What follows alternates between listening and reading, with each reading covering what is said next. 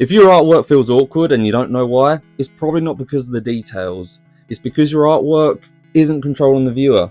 And this Spider-Man cover is a perfect example of that. So let's get into it. This is Frank Miller's drawing of Black Cat for the Amazing Spider-Man cover. And I know Frank Miller is an absolute legend. I respect his work, I respect his influence, and I respect what he's contributed to the comic book industry. But this cover, it just doesn't work. And in this video, I'm going to be breaking down 3 Spider-Man related comic covers that I think fail and others that work extremely well. And the difference between them usually comes down to the same thing. It is clarity, intent, anatomy, and composition. And whether the image actually understands what is supposed to make you feel. So let's start here. Now this cover, it's got energy, it has personality, it has a recognizable style. But the problem is that the style has become the whole image. Black Cat is crouched on a rooftop, but the pose feels awkward rather than elegant or dangerous. The anatomy feels strange, the face feels a bit stiff, and the hair is doing quite a lot.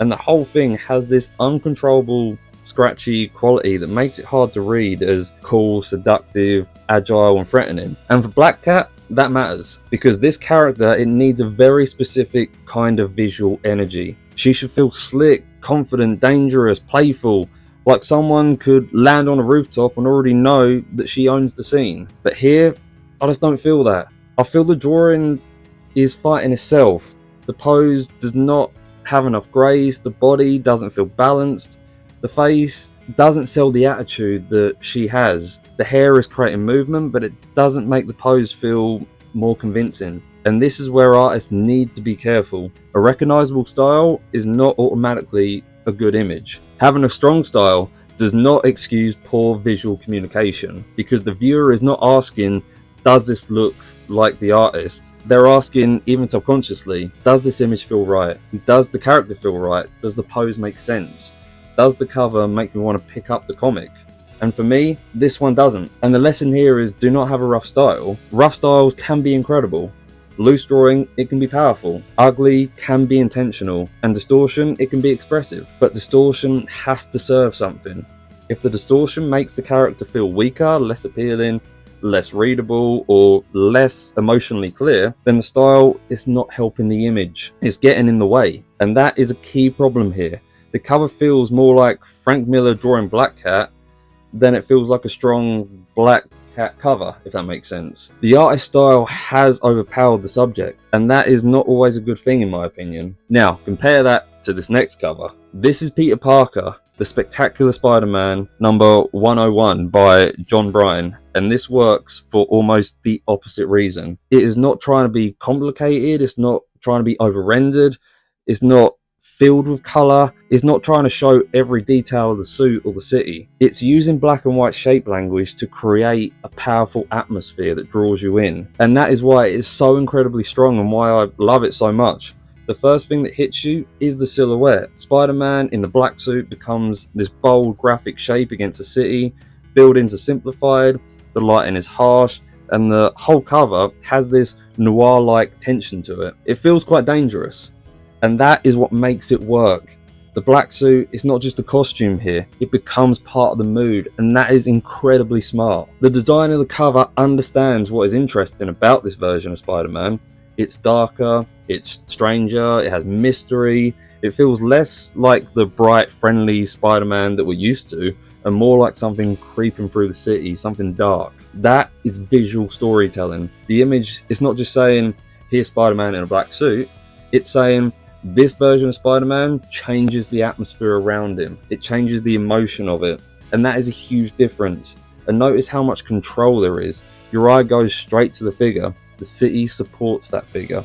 The black shape creates mood. And the limited color palette makes the image more memorable. And even though the cover is simple, it feels designed and intentional. And that is the thing artists seem to miss. Simple does not mean easy. Simple often requires more control because there's nowhere to hide. If the silhouette is weak, the cover fails. If the city shapes are messy, the cover fails. If the contrast is not strong enough, the cover fails. But here it works because the decisions are clear. This is what makes good comic art. It makes a strong decision and commits to it. Now, let's go in a very different direction, a very bad direction in my opinion. Now this is Marvel number 6 by Greg Horn, And the issue here is not technical ability. Reghorn, he can clearly paint. There's render in here, there's polish, there's a level of finish, but that is exactly why this is a useful example and what I'm going to point out. Because technical ability does not automatically mean the image is good. This cover is sexualized in a way that doesn't seem to add anything meaningful. It doesn't feel like storytelling, it doesn't feel like character, it doesn't feel like a strong concept. It feels like the image exists mainly to be provocative, and that is where it starts to fall apart. The pose is exaggerated, the costume is absurd, and the whole composition is built around the body in a way that feels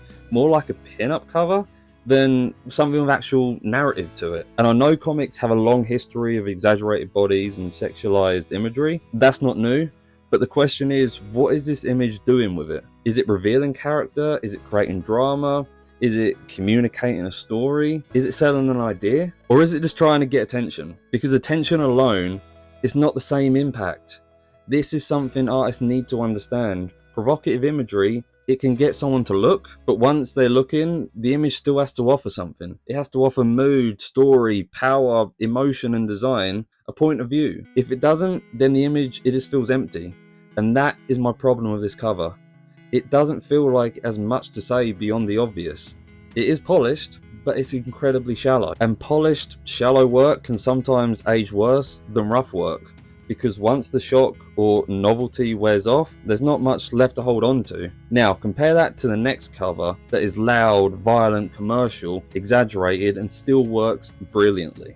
This is the Amazing Spider-Man number 316 by Todd McFarlane, and this cover is this pure comic book impact. Venom is huge, Spider-Man is pinned down, the pink background is intense, the composition is aggressive, everything is pushed towards immediate danger. And this is where exaggeration works, because the exaggeration supports the idea. Venom is not meant to feel normal, he's meant to feel monstrous. He's meant to feel heavy, overpowering, predatory, like Spider-Man is completely outmatched. And the cover sells that instantly. You don't need to read a single speech bubble, you understand the power dynamic immediately. Venom dominates the cover. The pose creates pressure. The hands, the teeth, the huge black shape of the body, it all tells you what kind of threat this is, and that is why it works. It's visceral, it's in your face, it's not subtle, but it doesn't need to be. This is a cover built to make you stop and think, what the hell is happening here? And that is exactly what a good superhero cover can do. It creates instant stakes, it creates a clear hierarchy, it makes the villain feel powerful, it makes the hero feel vulnerable, and it gives the reader a reason to care. And the important thing is that the chaos is controlled. There is a lot happening, but the image still reads. You know where to look, you understand who is winning, you understand the threat, you understand the tone, and that is what separates this from weak, exaggerated comic book art. Bad exaggeration makes the impact confusing. Good exaggeration makes it louder. This cover is loud in the right way, and that is why it still has impact. Now, let's talk about a cover that became controversial for a reason. This is Spider-Woman number 1, a variant by Milo Manara. And again, the problem is not the artist can't draw. The problem is the intent. This cover pushes the character into an awkward, sexualized territory in a way that completely overwhelms everything else. The pose is strange, the anatomy feels uncomfortable, the camera angle is doing a very specific thing, and once you see that, it becomes almost impossible to read the cover as anything else. That is the issue. The image, it doesn't make me think Spider-Woman is powerful, or that she's dangerous, or that she's in mid-action, or that she's about something more. It makes me think, why is she posed like that? And when that becomes the first question, the cover's lost control. This is the same principle as the Rob Liefeld Captain America example from the last video. If the viewer is staring at the wrong thing, the image has failed its job. Here, the body positioning, it becomes the point of the image. Not the character or the story or the mood, not the danger, it's the pose. And the pose is not serving the character well. That is especially important because Spider-Woman is a superhero. She needs to feel capable. She needs to feel strong. She needs to feel like she exists in the middle of a story, not like that she's been paused and arranged for the viewer. That is the big difference. You can draw attractive characters, you can draw sensual characters, you can draw stylized bodies. That's not the issue here. The issue is whether the image still respects the character's role in the story. Does the pose communicate who they are? Does the camera angle support the scene? Does the body language even make sense? Does the cover sell the comic? Or does it just turn the character into an object? For me, the cover fails into the last category. It's not powerful, it's not especially interesting as a Spider-Woman image, it mostly feels awkward, and that is a lesson. If the pose makes the viewer think about the artist's decision more than the character, the image has probably gone wrong. Now, let's look at Alex Ross, because this is another Spider-Man cover that uses intensity in a completely different way, and I love it. This cover is intense not because it's sexualized or messy or overcomplicated. It is intense because the color choice is so focused. The whole imagery is just drenched in red. That immediately creates danger, creates heat, pressure, alarm. It feels like Spider-Man is trapped inside a warning signal. And then you have the Dr. Octopus arms wrapping around him, surrounding him, cutting through the image and making the whole scene feel claustrophobic. That is a strong visual idea. The red is not just there because it looks cool, it's doing a job. It makes the image feel urgent, it makes the threat feel overwhelming, it makes us fear for Spider-Man's life. And that is exactly what colour should do.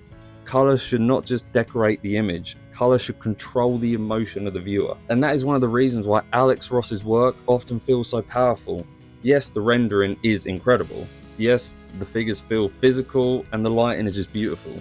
But the real strength is that the image usually has a clear emotional direction. The cover is not just Spider-Man fighting Doc Ock. It is Spider-Man being consumed by danger, and that is so much stronger. And again, look at the difference between this and some of the other weaker examples. The image knows what it wants you to feel. The Marvel cover wants attention, but it doesn't offer much beyond that. The Manara Spider-Woman cover wants the body to be the focus, but that distracts from the character. The Frank Miller Black Cat cover wants style, but the style overwhelms the subject. This Alex Ross cover, it wants danger, pressure, fear and intensity. That is the difference. Good comic book art has alignment. The pose, colour and composition, the character and the mood all point in the same direction. But bad comic book art often feels like those things are just fighting each other. Now the funny thing is about this video is that all 6 examples ended up being Spider-Man related, and that wasn't the original plan, but it actually makes the comparison better because Spider-Man is one of the best characters for understanding comic art. He can be bright and graphic, he can be dark and atmospheric, he can be creepy, funny, vulnerable and heroic, and can be overwhelmed. The character is visually flexible, but it also means you can very quickly see when the image understands the assignment and when it doesn't. With Spider-Man and the Spider-Man adjacent characters, movement matters, pose matters, the silhouette matters, the energy matters, the body language has to feel right. If the anatomy is awkward, you can feel it. If the pose is stiff, you feel it. If the cover is just trying to be sexy or shocking for the sake of it, you feel it. If the design is unclear, you feel it. Because these characters are built on motion and graphic impact. So when the Spider-Man cover works, it really works. And when it fails, it can fail incredibly loudly. That is why these examples are useful to understand. The Frank Miller Black Cat cover shows what happens when style overpowers the character. The Marvel cover shows what happens when sexualization replaces actual visual storytelling. The Manara Spider-Woman cover shows what happens when the pose becomes the wrong kind of focal point. But the John Bryan Black Suit cover shows how contrast and silhouette can create incredible atmosphere. The Todd McFarlane cover shows how exaggeration can create impact when the hierarchy is clear within the cover. The Alex Ross cover shows how colour can control the entire emotional temperature of the whole image. And that is what I want artists to take away from this. Don't just ask, is this well drawn? It's too basic. Ask better questions than that.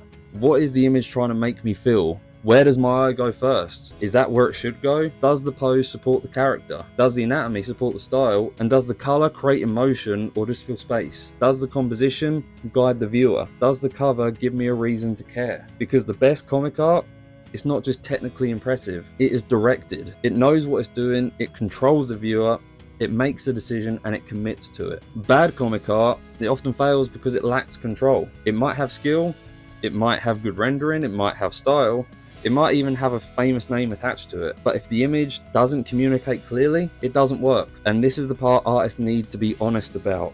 Respecting an artist doesn't mean pretending every image they make is good. You can respect Frank Miller and still say the Black Cat cover doesn't work. You can acknowledge Greg Corn's technical skill and still say his cover feels shallow. You can respect Milo Manara's ability and still say Spider-Woman is still awkward and badly judged. That is not disrespectful. That is critique. And critique is useful because it teaches you what to look for in your own work. And that's what you should take away from this. Because every artist has done some version of this. You push the style too far, you choose a pose that doesn't quite work, you make something polished but empty, you add drama without clarity, you focus on surface instead of communication. I've done it myself. Most artists have done it. The important thing is learning to catch it. So when you're working on your own art, especially if you want it to feel professional, ask yourself this: is the image clear? Is the focal point right? Does the pose communicate the character? Does the style support the idea even? And does the color create the correct mood that I want the viewer to feel? Would someone understand the impact of this image in 1 second? Because the 1 second read matters more than what anyone knows. Comic book covers live and die by that. Even thumbnails and even posters. Album covers live and die by that, and even book covers. If the image doesn't hit quickly, the viewer moves on. And that is why this stuff matters beyond comic books. This is design. That is visual communication. That is the difference between making an image and making an image that works. Now, if you want more breakdowns like this and you've enjoyed it, then please subscribe to my channel and I'll create more of them. Because I want to keep doing these professional illustrated breakdown covers on good and bad comic book art, and even posters, album covers, book covers, and even portfolios if you're interested. All the visual decisions that make artwork feel stronger and weaker. Now, if you are an artist looking to build a more serious creative career, not just make better images, but actually understand pricing, positioning clients' portfolios, and how to make more money as an artist, then I've written a 300+ page book called The Profitable Artist. You can find a link down below in the bio. But for now, let me know your comments. Which of these covers do you think works best, and which one fails the hardest? And as always, thank you for watching.